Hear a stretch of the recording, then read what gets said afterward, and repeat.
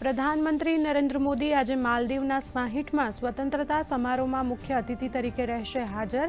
PM માલદીવમાં રહેતા ભારતીય સમુદાયને પણ કરશે સંબોધિત।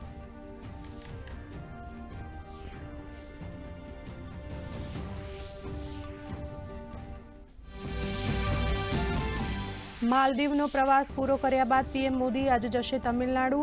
તુતુકોરીનમાં કરશે વિવિધ વિકાસ પરિયોજનાઓનો શિલાન્યાસ અને ઉદ્ઘાટન।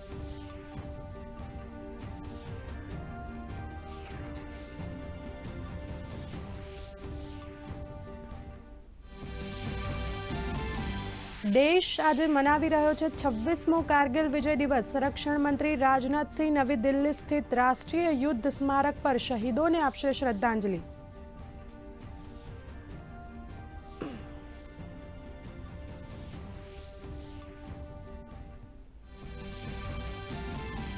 ભારે તોપમારા વચ્ચે કંબોડિયાએ થાઇલેન્ડ સાથે તત્કાલ સંઘર્ષ વિરામનું કર્યું આહવાન। સંઘર્ષમાં અત્યાર સુધીમાં 20 લોકોના મૃત્યુ, 1,35,000થી વધુ લોકો વિસ્થાપિત।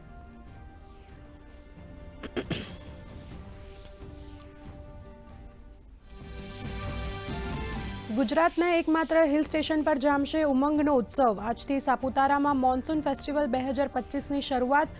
23 દિવસીય ઉત્સવમાં પ્રથમ વખત ગ્રાન્ડ ફોક કાર્નિવલ પરેડમાં 13 રાજ્યોના 350થી વધુ કલાકારો લેશે ભાગ।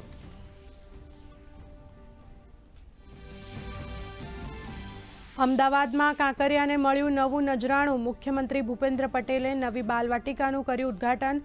બાલવાટિકામાં બાળકો ડાયનાસોર પાર્ક, ઇલ્યુઝન હાઉસ સહિત 28 એક્ટિવિટીની લઈ શકશે મજા।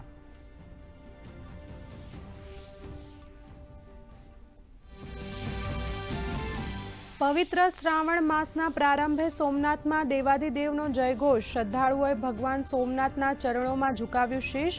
સોમનાથ ટ્રસ્ટ દ્વારા થઈ બિલ્વ પૂજા અને ધ્વજારોહણ। રાજ્યભરના શિવાલયોમાં ગુંજ્યા હર હર મહાદેવના નાદ।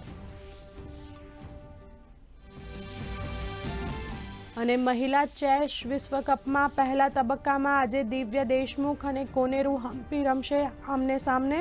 પ્રથમવાર ફાઇનલમાં બે ભારતીયો એકબીજાને આપશે ટક્કર।